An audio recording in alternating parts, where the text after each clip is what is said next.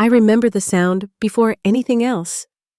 The soft hum of a hotel printer spitting out someone else's fantasy and my name catching it midair as if paper could announce what a heart already knows. Champagne on ice. Late checkout. A note asking for rose petals before she arrives. The words glowed on the screen like a dare while the clerk waited for me to breathe. I rested my fingertips on the counter and smiled the way a woman smiles when her decision is already made, a smile that doesn't ask for explanations. People think betrayal sounds like shouting, but it usually arrives quiet, wrapped in polite fonts and loyalty points. I folded the paper once, slipped it into my purse, and felt something inside me harden into place. Before I go any further, tell me where you're listening from in the comments, and if you've ever had to choose yourself over a lie, I'm with you.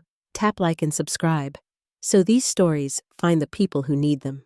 My name is McKenna, and I grew up in a house where the front door was always open, where casseroles landed on our table when someone was sick, and my mother wrote bills in neat rows at the kitchen counter. She worked hard for the small place she left me, a 2-bedroom with a lemon tree out back that still blooms too early every spring, as if it refuses to be told when to be beautiful. I met Ryan at 26 when his ambition felt like wind in a stale room, all talk of risk and hustling, the kind of energy that makes you believe in a future you can't see yet. I had a steady salary, a soft spot for big plans, and a habit of making things work. He had a talent for ideas and a talent for letting me pick up the tab. We married at the courthouse on a Friday and ate tacos in our wedding clothes, laughing with salsa on our sleeves, certain that love could stretch to fit any bill. When my mother passed, grief knocked me flat, but the house she left became a raft. I should have kept the deed in my name, but ours sounded holier than mine, so I added him without blinking. In the early years, I covered the rent and the groceries and the first month's deposit on a tiny office space he swore would change everything, and I believed him because believing is how you cross a shaky bridge. Once the business finally caught a wave, he wore success like a new suit, and people started calling him self-made in rooms where I wasn't invited, as if making a man's life steady isn't a kind of construction. Then Ella arrived with her starfish hands and sleepy breath, and every sleepless night felt like a promise worth keeping.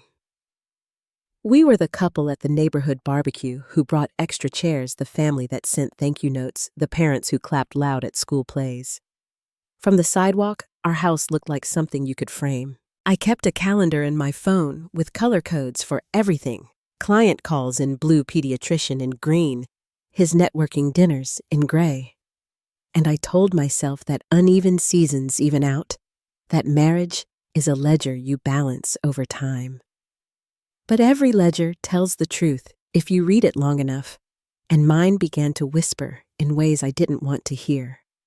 I noticed small things first, the way his phone tilted away, when a message came in the scent of a perfume I didn't wear, clinging to a shirt he swore he'd only worn at the office, the sudden devotion to a gym he used to mock. I asked once, soft enough to let him tell the truth without breaking us, and he laughed, kissed my forehead, and called me paranoid, which is such a tidy word for making a woman mistrust her own eyes. I told myself to be patient for Ella's sake, reminded myself that stress makes people strange, that growth comes in lurches and late nights. Some mornings, I'd stand in the doorway of her room before she woke, watch the way she dreamed, with her mouth open, and promise to keep the air settled around her. The night the email landed felt ordinary, until it didn't. I was measuring flour for pancakes when the notification lit my phone, a chirp I could have ignored if not for the subject line that used his last name and my account, as if the two were the same. I wiped my hands and opened it, standing in my kitchen with a mixing bowl, and the hotel's cheerful confirmation might as well have been addressed to my past self, the one who thought loyalty was a currency that only ever appreciates. King Sweet. Champagne. A note to please prepare rose petals before she arrives. I stared at the screen, the batter thickening while my heart went thin, and understood that the home I built had a door I hadn't seen him walk through. I saved the email set down the whisk and told myself breakfast could wait because somewhere in this city, a printer would be humming, and I was done letting other people decide what gets printed with my name on it. The morning after the email, I poured coffee like any other day, but the cup trembled in my hand when I remembered the rose petals and champagne typed so neatly in black and white. I had always told myself the small oddities were stress-long work hours and a man who carried ambition like armor. Yet my mind replayed the moments I had brushed aside perfume clinging to his shirt that didn't belong to me, the way he tucked his phone against his chest when a message arrived, the sudden change to evening workouts when he had never cared for the gym before. Each one felt like a pebble I had carried in my pocket, too small to notice alone, but together, they weighed down every breath. I asked him once, half hoping he would meet me with honesty, half knowing he wouldn't. His eyes flicked with irritation, then smoothed into the same rehearsed calm he used in board meetings, calling me paranoid before pressing a kiss to my forehead, as if affection could erase suspicion. I let it go, though my chest burned because Ella was asleep down the hall, and the thought of cracking her world apart over a hunch felt unbearable. Instead, I swallowed the unease like medicine bitter, but hidden, convincing myself it would keep the peace a little longer. But peace is fragile when trust is missing. It shattered 2 weeks later when Harper called, her voice clipped with both pity and anger. She had been at a bar downtown with coworkers when Ryan walked in with the woman I would later see on his arm in that hotel lobby. They weren't subtle, Mac Harper said, her tone heavy with the weight of truth I had tried not to face. It wasn't business. She had her hand on his leg. I thanked her, my throat so tight I could barely force out the words. Then lay awake for hours staring at the ceiling while Ella breathed softly down the hall. Every sacrifice I had made replayed in my mind like a cruel film reel. I saw the years I had paid every bill, the inheritance I had shared, so he could walk taller the nights I defended him to family when they whispered doubts about his endless networking dinners. I had trusted him with my name, my home, and my future, only to find myself holding the evidence of my own betrayal. It wasn't only the marriage he had betrayed. It was the woman I had been, the one who believed that love and sacrifice built something lasting. That realization sat heavy, cold, and undeniable, but it also shifted something inside me. The night after Harper's call, I sat in the darkened kitchen with the laptop open, the hotel email glowing on the screen, like a wound I couldn't stop pressing. My hand hovered over the delete button more than once, but I left it there, a digital scar that would never fade. By dawn, my body ached with exhaustion, but my mind was clear for the first time in months. Betrayal wasn't a shadow anymore. It had shape, evidence, and a timeline. Pretending not to see was no longer an option. I owed myself and Ella more than silence. I told myself I would not cry in front of him again. Not when he stumbled through the door with weak excuses. Not when he looked at me with the practiced innocence he thought I still believed. My tears had paid his debts long enough. Instead, I began to notice the small lies in sharper focus, the sudden business trip that overlapped with the hotel reservation dates, the late return home on nights when Harper swore she saw him downtown, the way his smile faltered when I mentioned loyalty emails as if he could feel the walls closing in. Every detail stacked against him, and with each one, the woman who once held us together was replaced by someone colder, steadier, and unwilling to bend. It was Harper who finally drove the last nail into Denial's coffin. She sent me a photo, grainy from distance, but clear enough, Ryan leaning close to the younger woman, his hand resting on her lower back, in the kind of touch meant for intimacy, not business. I stared at it until the edges blurred, not because I doubted, but because seeing him like that made the truth throb with a pain so sharp it was almost physical. That night, I closed Ella's bedroom door quietly, pressed my palm against the wood for courage, and whispered a promise that she deserved more than half a father and half a mother trapped in lies. The weight of years slipped off my shoulders as a new weight took its place. It was heavier, but it belonged to me. It was resolve. Betrayal stopped being a question I asked myself and became a statement I carried with certainty. He had chosen another life without ever saying the words, and by doing so, he had freed me from the duty of protecting his.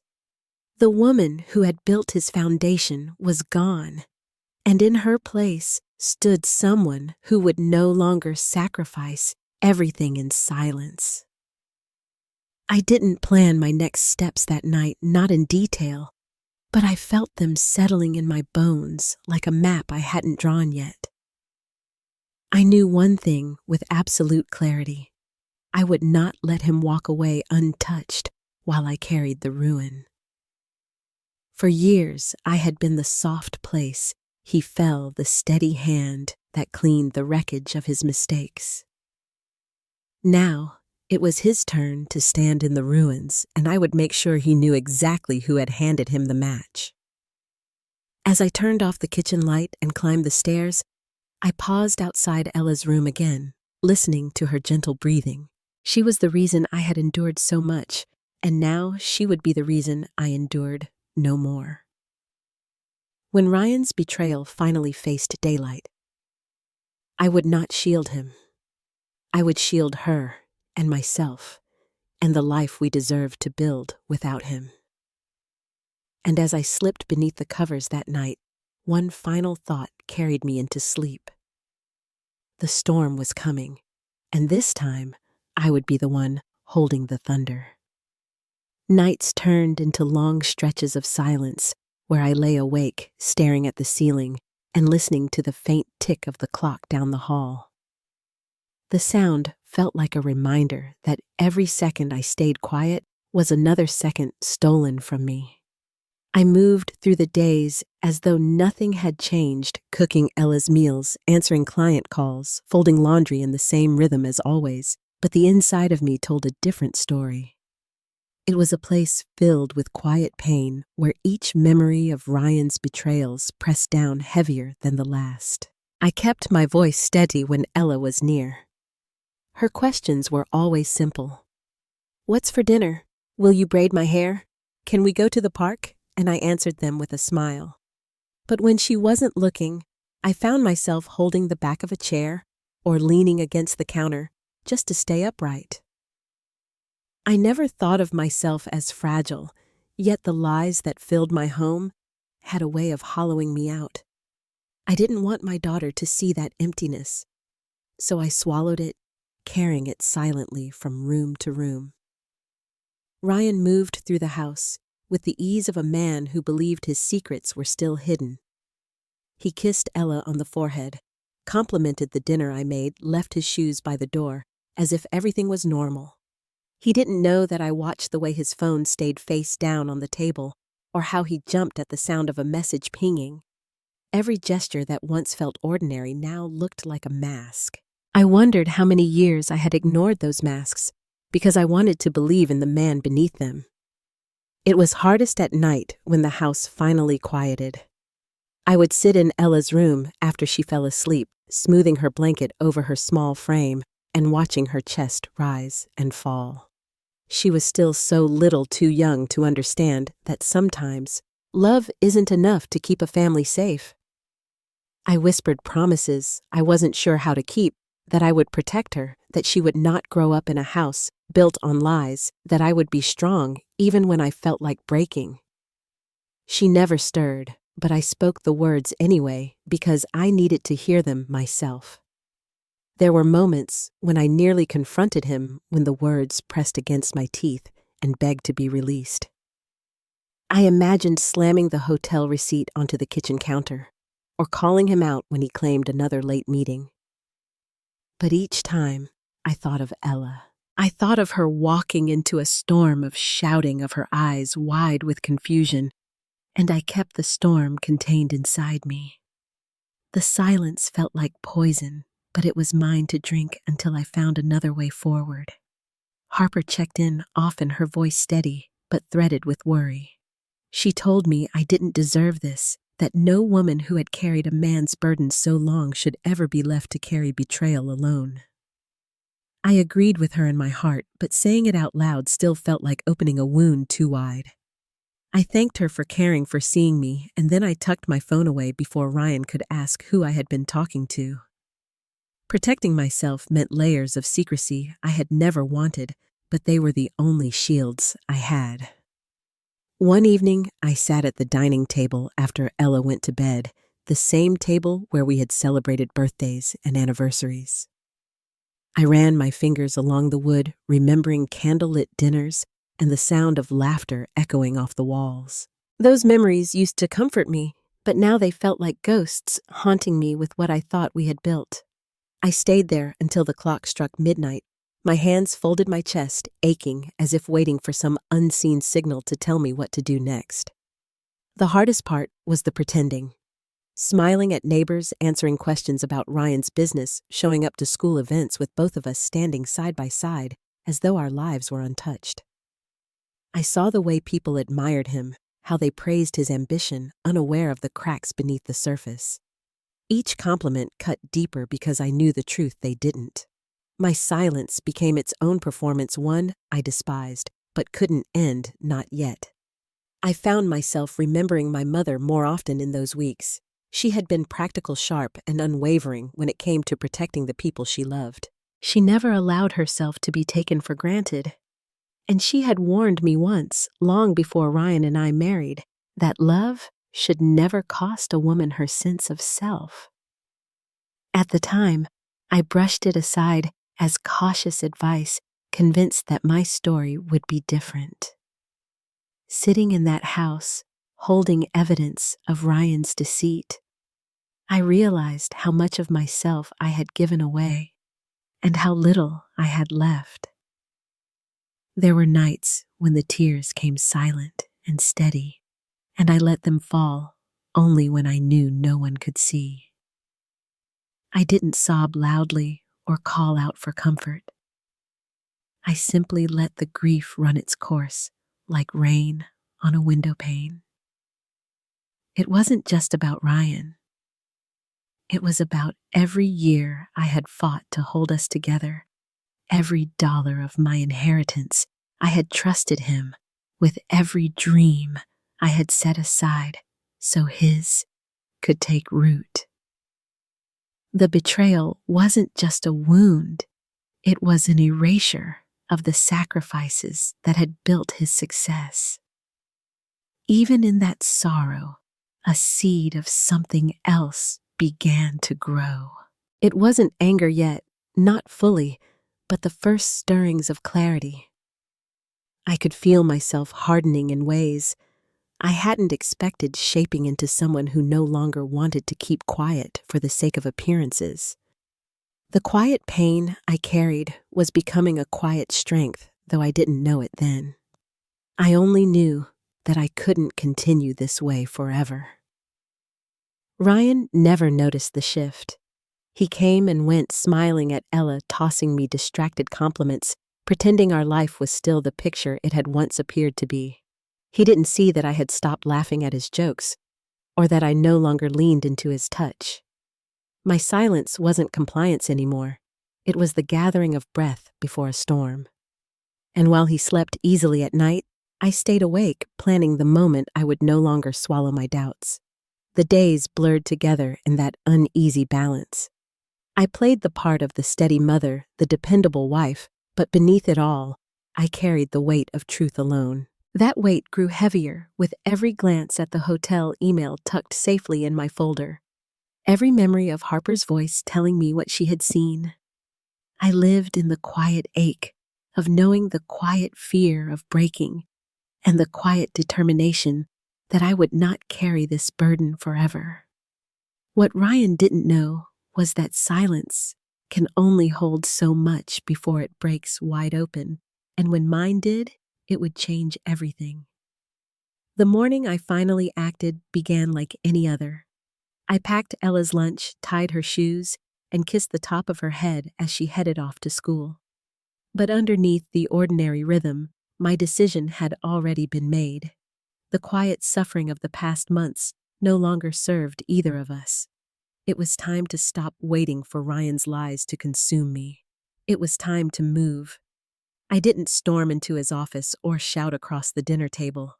Instead, I drove to the bank as soon as it opened, my hands steady on the wheel, my jaw set like stone. I walked in wearing black slacks and a pressed blouse, my hair tied back so no one could mistake me for a woman on the verge of falling apart. The clerk recognized me from years of deposits and transfers, and when I asked to freeze our joint account, her eyes flickered in surprise.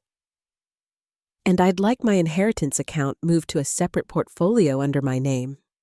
Only, I added. My voice was calm but final, leaving no room for negotiation. Within an hour, what was once ours became mine alone, shielded from his reach. By the time I returned home, I had already called a locksmith. The man worked quickly changing the locks while I bagged Ryan's clothes into black plastic liners in the garage. Each shirt and tie carried with it another memory of dinners explained away as networking and late nights framed as business. I stacked the bags neatly in the corner. He would find them waiting, stripped of the privilege of a key to our front door. When the last bolt slid into place, the locksmith handed me the new keys, and for the first time in a long while, the house felt like mine again.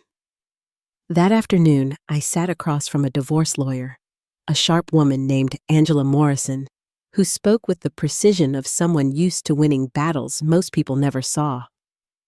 I handed her the hotel email screenshots Harper had sent me and my financial records showing how I had carried Ryan through the years. She studied them carefully, her expression tightening with satisfaction. "You've got him boxed in," she said finally. "Custody, assets, everything. He'll fight, but you're holding the match and the fuel." For the first time, I didn't feel like prey circling a predator. I felt like the architect of his undoing. That night, after Ella had fallen asleep, I sat at her bedside and kissed her forehead. Her eyes opened briefly, hazy with dreams. "Mommy, why was Daddy gone so long yesterday?" My throat tightened, but I forced myself to answer with honesty, softened for her age. "Daddy made choices that hurt us, sweetheart. But you and I, we're going to be okay. Better than okay." She nodded, as though she understood more than I wanted her to, and hugged me tightly. That embrace sealed my resolve. I wasn't just doing this for myself. I was doing it for her. The next morning, Ryan showed up at the house, his knock loud enough to rattle the glass. From the upstairs window, I watched him tug at the handle, confusion twisting his face when the lock refused him. I cracked the window just enough for him to hear me.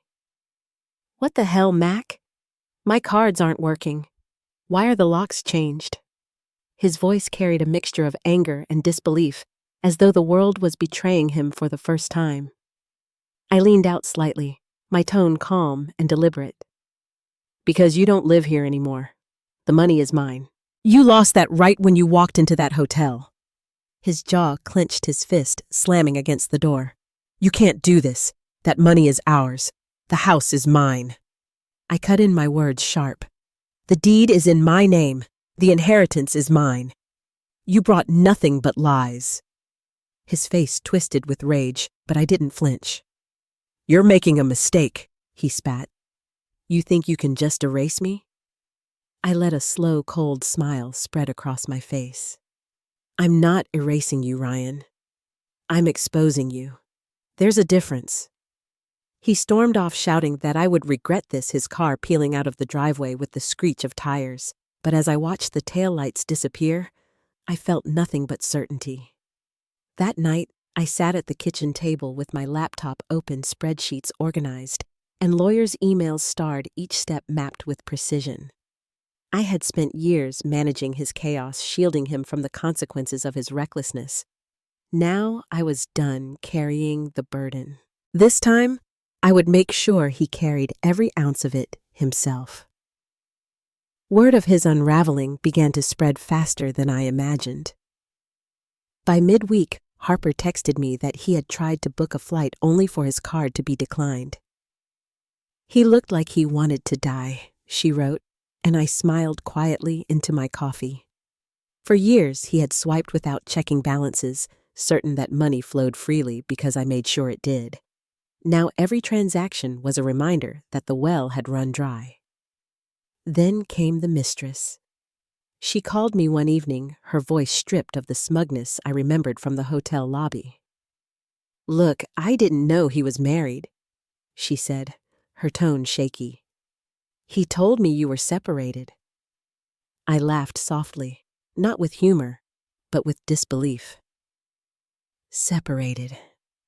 He was very much married when he used my email to book your little getaway. She fell silent, then whispered, "He promised me he'd take care of everything. He said the business was thriving." I didn't soften my response. "Then let him take care of you. He's all yours now. Enjoy the debt, the bills, and the reputation of being his side piece." Her muffled sob came through the line before she hung up. I set the phone down with a calmness that surprised me. For the first time, I didn't feel wounded by her existence. I felt in control. By Thursday, the whispers had spread through West Palm Beach. Acquaintances texted asking if the rumors were true, if I had really caught him with another woman. I didn't confirm or deny. I didn't need to. The truth has a way of surfacing on its own, especially when you leave a trail of evidence for others to discover. I slipped a screenshot here, a forwarded receipt. They're never enough to look intentional, always enough to spark the right whispers. It didn't take long for his reputation to start fraying for the golden boy image he clung to so tightly to unravel thread by thread. His business partners began to notice. One of them, a man named Cole Jennings, called me directly. His voice was careful, almost apologetic. "Look, McKenna, I don't know what's going on, but Ryan's missing meetings, blowing deadlines. He looks unstable. If there's something we should know, I didn't give him everything just enough. Maybe you should check his expense reports. See how much of the company's money went to hotel suites instead of client dinners." The silence on the other end told me he understood more than I had said. It was a small spark, but sparks have a way of finding kindling. By the weekend, even his family had begun to ask questions. His father, who once toasted him at our wedding as the man who would carry the family name, proudly called me in a hushed voice. "Tell me it isn't true, Mac," he said. "Tell me he didn't do this." I didn't soften the blow. "It's true. Every word. Your son cheated, lied, and thought he was untouchable." The silence that followed was heavy, punctuated only by the weight of a father realizing his son was no longer the man he thought he raised. As I hung up, I realized the tide had turned completely. The same people who once praised Ryan for his ambition and charm were beginning to step back to see the cracks he could no longer hide. He had thought I would suffer in silence, but silence was no longer mine to carry. Each step I took, freezing accounts, changing locks, leaking proof, was more than defense. It was transformation. I was no longer the woman begging for honesty. I was the woman rewriting the story he thought he controlled. And soon, he would learn just how much of that story I had left to tell. By Sunday afternoon, my phone had already filled with messages from Ryan. Each one sounded more desperate than the last, a mixture of apologies and half-formed explanations. I ignored them all, busy folding laundry in the quiet hum of the house. When his sister called to invite me to a family dinner at their father's home, I knew exactly what it was. Ryan wasn't strong enough to face me alone. He wanted an audience, a setting where he could spin the story into something that made him the victim. I agreed anyway, because sometimes the best place to break the silence is in the room they prepare for you. That evening, I drove over with my purse resting on the passenger seat and my phone charged with every piece of proof I had saved. When I stepped inside, the scent of roasted chicken and herbs filled the dining room. His parents, siblings, and even a few cousins sat around the long table, their faces tight with anticipation. At the head of the table, Ryan sat dressed carefully, a clean shave and an uneasy smile that told me he had rehearsed every word. "McKenna," he said warmly, too warmly, "I'm glad you came. We need to clear the air." I slid into a chair, crossed my legs, and rested my purse on my lap. "By all means," I answered, "clear it." He launched into a speech about mistakes, about being human, about how I had misunderstood things and told stories that made him look worse than he was. He glanced around the table, trying to build sympathy with each word, but I cut him off. "Stories?" I asked, my voice steady. "Would you like me to show them what you call stories?" Murmurs stirred across the table. His mother shifted uncomfortably. His father's jaw tightened. I took my phone from my purse, mirrored the hotel confirmation onto the flat screen mounted on the wall, and watched as the words filled the room. His name, the suite, the champagne, the rose petals. Gasps followed. His sister covered her mouth. His cousin whispered something under her breath, and his father stared hard at him, waiting for an answer. Ryan's face went red. "McKenna, stop this," he said sharply, but I remained standing, my voice cutting through his protests. "Stop while you humiliated me in public in front of strangers. Tonight, your family deserves the truth too." His father slammed his hand on the table. "Is this true?" he barked, and the room froze. Ryan opened his mouth, searching for words, but all he managed was, "It was a mistake, one mistake." I stepped closer, leaning just enough to let my voice reach every ear. One mistake doesn't last for months. One mistake doesn't leave receipts for champagne and hotel rooms. One mistake doesn't look you in the eye and call you paranoid. The room fell into silence so heavy that even the ceiling fan seemed louder. His sister spoke first, her voice trembling with disappointment. "You let us defend you while you were out doing this." His mother's eyes brimmed with tears. His father leaned back, shoulders stiff, his glare enough to strip away what dignity Ryan had left. I let the moment stretch, then straightened, and said for everyone to hear, "Do you want to know the best part? He booked those rooms using my email, so every loyalty point went straight to my account. Thanks to him, my next vacation will be free." The reaction rippled across the table, gasps, a few nervous laughs, a curse muttered under someone's breath. Ryan pushed back his chair, muttering that he wouldn't stay to be attacked, and stormed out of the room. I gathered my purse, calmly, looked at his father, and said, "I'm sorry you had to hear it this way, but I won't cover for him anymore." His father only nodded, eyes grim, his silence a verdict in itself. By the time I reached my car, my phone was already buzzing with messages from family members. Some apologized, others offered quiet support, and Harper texted words out. "People are talking. He won't recover from this." That dinner hadn't just exposed him, it had shifted the ground beneath his feet. He could no longer hide behind family loyalty. They had seen what he was with their own eyes, and that kind of shame lingers longer than gossip ever could. Any rational man would have stayed quiet after that licked his wounds and disappeared into the background until the whispers died down. But Ryan had never been rational where his pride was concerned. By morning, Harper sent me a screenshot of his social media, a black and white photo of him in a suit with the caption, "Sometimes marriages fall apart because one partner refuses to listen." I've made mistakes, but I won't let my story be twisted. The comments were divided, some still clung to him, while others had already started dragging him. I scrolled through them with my coffee in hand, shaking my head at his attempt to paint himself as the victim. By the afternoon, he had gone further. A local lifestyle blog ran a puff piece about him. Entrepreneur opens up about marriage, struggles, complete with quotes about being abandoned emotionally and never supported in his dreams. I nearly laughed out loud. I had paid the bills when he was chasing dreams. I had mortgaged my inheritance to fund his first office. His audacity burned, but instead of rage, I felt focus. That night, I sat at my dining table with Harper and Angela, my lawyer. I slid my phone across the table. "He's trying to spin this," I said, "so we'll spin harder." Angela smiled thinly. "Not with stories," she said, "with facts." "Do you have receipts?" I opened my laptop, a folder, waiting with every document, every screenshot, every expense report. "I don't just have receipts," I told them. "I have enough to sink him twice over."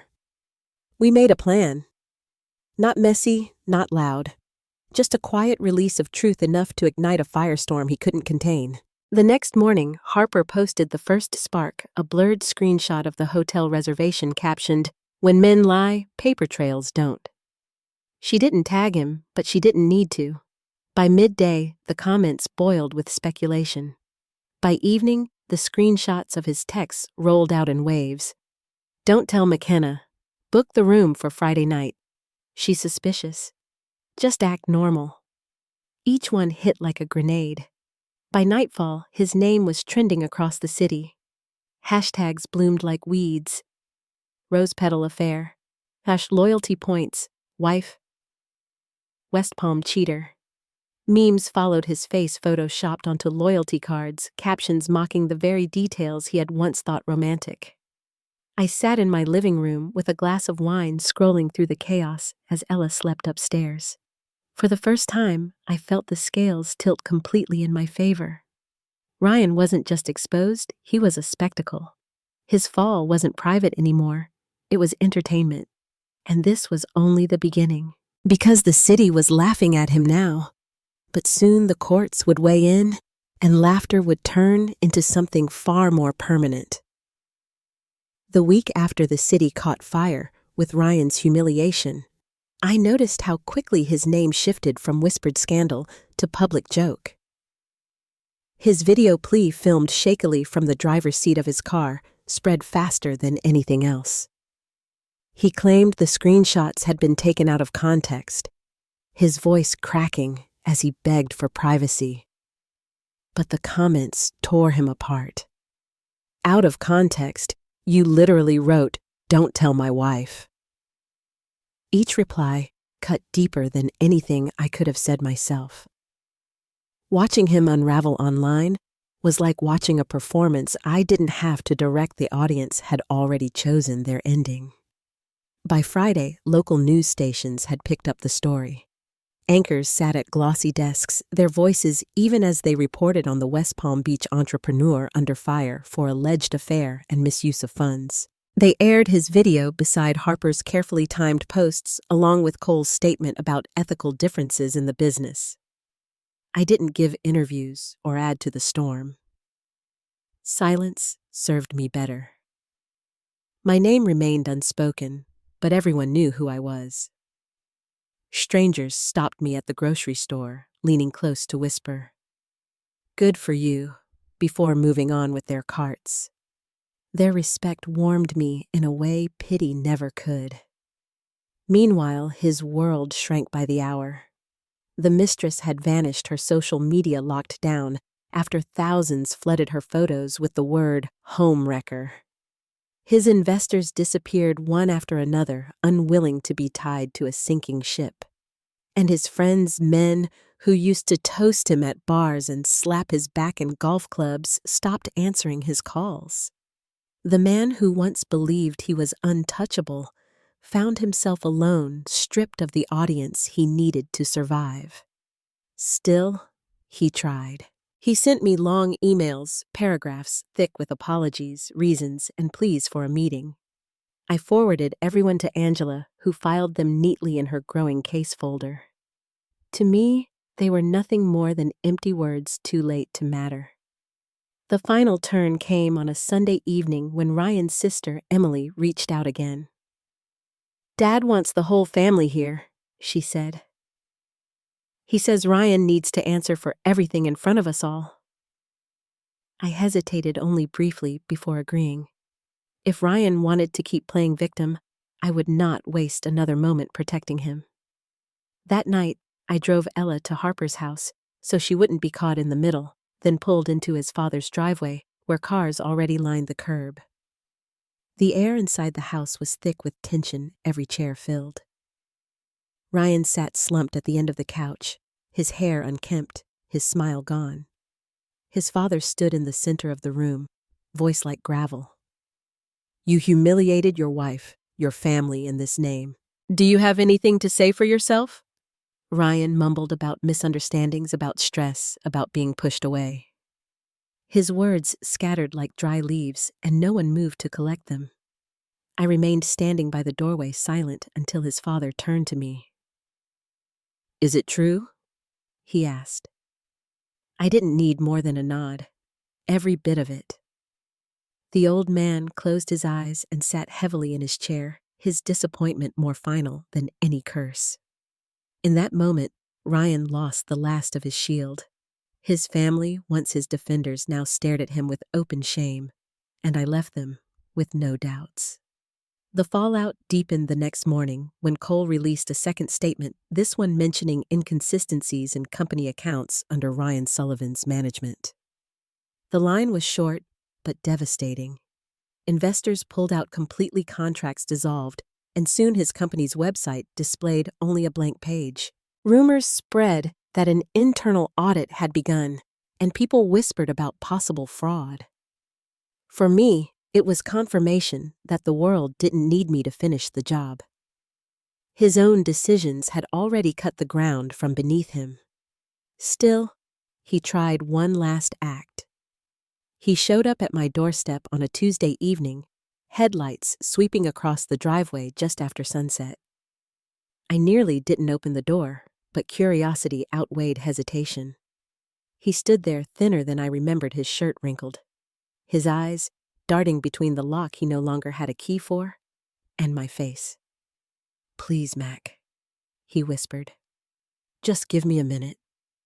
I stepped outside and closed the door firmly behind me, leaving him no chance of stepping inside. He shoved his hands into his pockets, shoulders hunched. "I've lost everything. The business, the condo, my friends, even my family. I'm sleeping in my car." He took a shaky breath. "I need your help." I crossed my arms, the evening air heavy against my skin. "You need my help," I repeated. "After you humiliated me in public, after you dragged our marriage through lies and used my name to fund your affairs." He flinched, but pressed on. "I know I ruined everything, but you were always the strong one. I can't do this without you."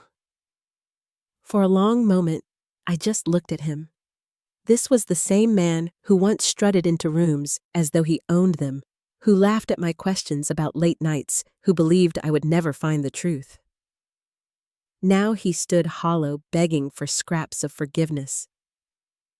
I let the silence stretch before answering. "Do you hear yourself? You want me to rescue you again, like I did when I paid the bills, when I gave you my inheritance, when I raised our daughter while you chased someone else?" His eyes filled, his voice breaking. "I'm sorry. I swear I'm sorry. If I could take it back, I cut him off. But you can't. You can't erase the hotel bookings. You can't erase the texts. You can't erase the look on Ella's face when she asks why you're not here." He stepped closer, desperation spilling out. "Please, Mac, I'll change. I'll be better. Just one more chance." I held up a hand, stopping him where he stood. My voice was cold but steady. "No. You had years of chances. Every single time you chose yourself. You chose lies. You chose her." His tears fell freely now, his shoulders shaking. So that's it? You're just walking away? I straightened every muscle certain. I already walked away the night you froze in that hotel lobby. Everything since then has just been me cleaning up the wreckage. He whispered something low. I have nothing left, but I didn't soften. You're the architect of your own destruction, Ryan. You built this. You earned every consequence. I turned, opened the door, and stepped inside, closing it quietly, but firmly behind me. His shadow lingered for a few seconds, then faded down the driveway. I leaned against the door, my heart steady, no longer racing with fear or anger. For the first time, I felt only freedom. In the days that followed, I noticed how quickly the city adjusted to his downfall. His name became less of a headline and more of a cautionary tale repeated quietly at dinner tables and whispered in workplaces as a lesson about pride and betrayal. People no longer looked at me with sympathy. They looked at me with respect, nodding as if to say I had done what they wished they could. At the same time, I focused on Ella, on building a steady rhythm for her life, so she never had to carry the weight of his choices. The garden we planted together bloomed brighter that spring, her laughter rising with the scent of fresh flowers. Each morning felt less like recovery and more like a beginning. Ryan's last attempt to reach me came weeks later in the form of a handwritten letter slipped into the mailbox. The paper trembled in my hands as I unfolded it, his words thick with regret and pleas for another chance. I read every line once, then folded it back neatly and placed it in a drawer without replying. Some things deserve no answer. My silence was louder than any words I could have written. And as I tucked Ella into bed that night, her hair falling across the pillow, she looked up at me with wide eyes. "Mommy," she asked softly, "are we safe now?" I smoothed the blanket and kissed her forehead. "Yes, sweetheart," I whispered. "We're safe." What she didn't know was that we were more than safe. We were free, and soon the courts would make it official. When the court date finally came, I walked into the courthouse with Angela at my side, every folder and document neatly organized in her briefcase. My hands were steady, but I could feel the weight of years pressing behind me. Across the aisle, Ryan sat slouched with an attorney who looked more exhausted than determined. His once tailored suit now hung loose on his frame, his skin pale as though even his reflection had grown tired of him. He didn't meet my eyes, not once. For the first time in our marriage, he seemed small. The proceedings began with his lawyer trying to paint me as vindictive, claiming I had used our private matters to damage his career. Angela's expression never changed. She slid the first exhibit forward, the hotel receipt with his handwriting on the request line. Next came bank statements showing how personal expenses had lined up perfectly with hotel stays and jewelry purchases. Then the screenshots, his messages spelling out lies in his own words. The judge studied each page with eyebrows raised higher than the last. "It looks like your client destroyed his own career," he said flatly. "Not his wife."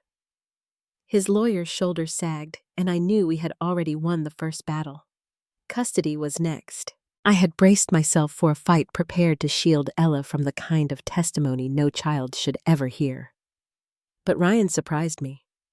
He didn't contest full custody, maybe because he knew his late-night voicemails and bitter rants would have left him with nothing. The judge granted me sole custody with limited visitation rights for him, and I felt my chest loosen in a way I hadn't realized was possible. For the first time since the betrayal began, I knew Ella's world would be steady. The final blow came when the forensic accountant's report was read aloud. Every line spelled out the way Ryan had siphoned company money, drained our accounts, and built debt he had tried to hide even from me. The ruling stripped him of the house, which was returned to me outright, along with my inheritance and the savings I had moved before he could touch them. His business, already collapsing, was referred for further investigation into fraud. On top of it, the judge awarded me spousal support, not because I needed it, but because the law recognized the years I had carried his weight. When the gavel struck, the sound was sharp, echoing like thunder through the courtroom. Ryan slumped in his chair, staring at the table, his lips pressed thin. It was the silence of a man who had run out of ground to stand on. That evening, my phone rang. It was his father, his voice heavy but calm. "You don't need to explain," he said. "I've seen the papers. I've seen the statements. I'm ashamed that my son could do this to you, to our family." I stayed quiet, letting the weight of his words settle. "He's cut off," the old man continued. "Financially, emotionally, everything. He's no longer welcome in my house, but you and Ella always will be." My eyes stung, not from sadness, but from the relief of knowing I no longer carried the burden of keeping up Ryan's image for his family's sake. The mask had been stripped away, and the truth had done what I couldn't. In the days that followed, the ripple effect grew. His siblings turned their backs one by one. Emily posted publicly on social media her words, plain, "Blood doesn't excuse betrayal." I stand with McKenna. The comments poured in, many from women who knew me, others from strangers who had followed the story online. Meanwhile, the mistress tried to slip into silence, but screenshots have long memories, and her name circled through hashtags until clients began calling for her resignation. Within a month, she was gone from the city, her reputation burned alongside his. I should have felt triumphant, and in some ways I did, but the deeper feeling was freedom. Every account I had secured, every document I had filed, every lock I had changed, they weren't just acts of revenge, they were reclamation. Piece by piece, I was taking back what I had given in trust, and it felt less like vengeance and more like balance finally restored. The final notice came quietly tucked into my mailbox in a plain envelope: foreclosure proceedings on his condo. Word spread that he was couch surfing, begging old friends for a place to stay, most of them turning him away. He had gone from handshakes in country clubs to whispers in back rooms, a man carrying the ruins of his choices like a permanent stain. I stood one evening in my kitchen, the golden light of sunset spilling across the counter, watching Ella color at the table. Her laughter floated through the room, light and steady, and I realized how far we had come. Our home was safe. Our life was steady. And Ryan's world, once built on lies and arrogance, had collapsed in on itself. I didn't have to chase his downfall anymore. It was complete, undeniable, and permanent. And yet I knew there was still one moment left, one final reckoning that would bring the story to its close. Because sooner or later, Ryan would try again. He would come back not with lawyers or headlines, but with his last shreds of pride, asking for something he no longer deserved. I was ready for that moment, and when it came, my answer would be the last word he ever heard from me as his wife. When the dust finally settled, the silence in my home felt different. It wasn't the heavy, suffocating quiet that had followed Ryan's betrayals, but something lighter, peaceful, in a way I hadn't known for years. The locks on my doors no longer felt like barriers against him, but shields of safety for Ella and me. I woke each morning to the sound of her laughter, not to the weight of unanswered questions or the smell of perfume that wasn't mine. I poured myself into rebuilding a life on my own terms. My consulting work flourished once I no longer carried his chaos. And with each new client, I felt proud to put my name on contracts he had once overshadowed. The house secured in my name slowly transformed. Fresh paint, brighter curtains, a small garden out back where Ella and I planted flowers on Saturday mornings, it became more than shelter. It became proof that survival can be turned into something beautiful. From time to time, whispers about Ryan reached me. That he drifted from couch to couch, that his father no longer took his calls, that he picked up shifts at a bar just to scrape by. Once hearing such things might have stirred pity in me, but now I let those words pass without weight. His life had become its own punishment, and mine had become my reward. The people who once praised him began to nod toward me. Instead, their voices softened with respect. Women stopped me in grocery store aisles, leaning in just enough to say, "Good for you," before walking on. It wasn't approval I craved, but it reminded me that silence never protects us the way truth does. My dignity wasn't restored by their words. It had been restored the moment I stopped hiding his lies. Ella grew brighter in that freedom. At first, she asked why her father wasn't home, why he didn't come to dinners or school plays. Each question pressed against my heart, but I answered honestly, gently, never more than she needed to know. In time, her questions faded, replaced by dreams of the future. She told me she wanted to be strong like me, and that was when I knew I had done the right thing. She didn't need a perfect family picture. She needed a mother who chose truth over appearances, strength over silence. Looking back, I realize betrayal doesn't begin the day you catch someone. It begins in the small moments you excuse the doubts you push away because you love too much to face them. And justice doesn't arrive with shouting or revenge. It comes quietly, step by step, when you decide your worth is no longer negotiable. What Ryan lost was built on lies. What I kept and what I built anew was made of truth, and truth doesn't crumble. I no longer waste energy on anger. The garden blooms, the house holds laughter instead of slammed doors, and my nights end with peace instead of restless questions. Freedom, I've learned, isn't about punishing the one who hurt you. It's about reclaiming the life they thought they had the right to take. As the sun sets each evening, I sometimes step onto the balcony with a glass of wine, watching the sky shift from gold to pink. Ella hums inside as she colors her voice soft and steady.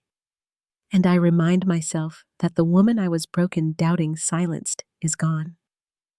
What remains is a woman who knows her own worth and a daughter who will grow up knowing the same. Before we close, I'd love to know what part of this journey spoke to you most deeply. Share your thoughts if you'd like, and remember, sometimes the hardest endings are the ones that finally set us free.